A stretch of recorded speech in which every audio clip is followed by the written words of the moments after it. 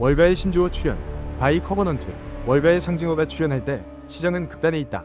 금융시장에서는 특정 단어나 문구가 유행할 때 이를 단순한 유행어로 치부하기보다는 보다 깊은 함의를 가진 심리적 극단의 표현으로 해석할 필요가 있다. 특히 월가에서 자주 사용되는 상징적인 용어들은 시장 참여자들의 심리 상태를 간접적으로 반영하며 때로는 중요한 전환점의 전조로 작용해왔다. 상징적 언어가 시장에 퍼지는 사례는 과거부터 반복되어 왔다.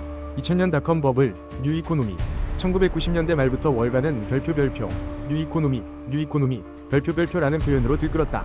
이는 기존 제조업 중심의 패러다임이 끝났고 인터넷 기반의 새로운 산업이 전통적인 가치평가 방식조차 대체할 것이라는 믿음이었다.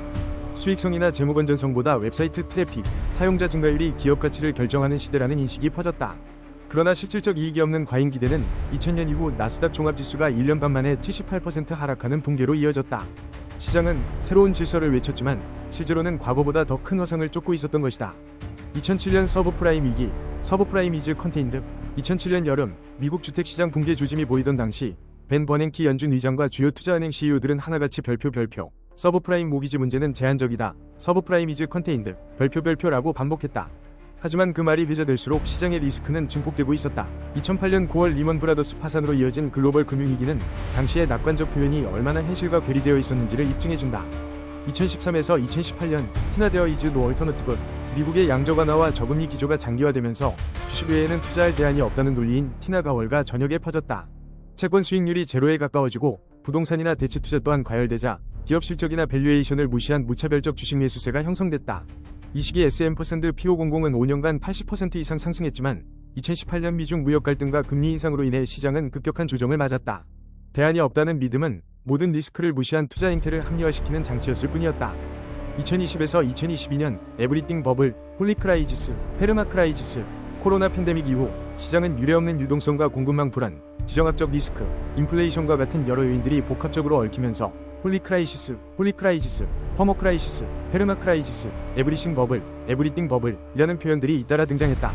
이는 단순한 일시적 위기가 아닌 시스템 전반에 걸친 만성적 리스크를 시사하는 단어들로 월가의 정서가 지속적인 불안과 피로에 노출되어 있음을 드러냈다. 하지만 아이러니하게도 이러한 단어들이 가장 많이 등장한 2022년 10월 이후 미국 증시는 기술주 주도를 중심으로 가파른 반등을 시작했다. 1987년 블랙먼데이, 포트폴리오 인슈어런스. 더 거슬러 올라가보면 1987년 블랙먼데이에도 상징적인 개념이 있었다. 당시 월가에서는 포트폴리오 보험, 포트폴리오 인슈어런스이라는 파생 전략이 마치 손실을 방지할 수 있는 해법처럼 떠올랐다. 그러나 이 전략이 시장 급락시 자동 매도로 이어진다는 구조적 리스크가 도리어 대폭락을 유발했고 10월 19일 하루 만에 다우지수는 마이너스 22.6% 폭락했다. 보험이라는 안도감을 주는 단어는 사실상 시스템 리스크의 기폭제였다. 커버넌트 오피니언, 언어는 정서의 거울이다. 이처럼 시장에서 상징적인 단어나 문구가 반복될 때 그것은 단지 말의 유행이 아니라 정서적 극단의 지표가 된다. 최근 주목하는 단어는 아포칼립스다. 단순한 경기 침체나 조정 국면을 넘어 시장 구조 자체의 붕괴 가능성을 시사하는 용어이다.